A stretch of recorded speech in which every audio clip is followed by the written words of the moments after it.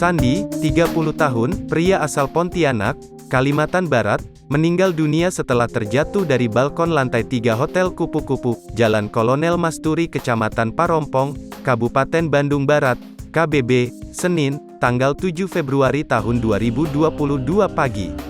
Saat itu, dia terjatuh ke lantai 2 setelah terperosok dari lantai 3 hingga mengalami luka serius dan meninggal dunia saat mendapat perawatan di rumah sakit. Satpam Hotel Kupu-Kupu, Agus Saepudin mengatakan, sesaat setelah kejadian itu, dia mendengar suara tamu yang meminta tolong.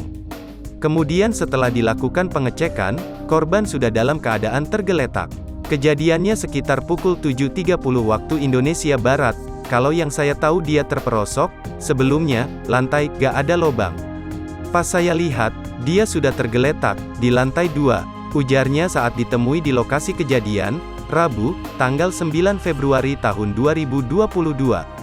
Tetapi pada hari kedua Sandi terjatuh dari lantai 3 akibat lantai balkon hotel ini diduga tak kuat menahan beban yang berat.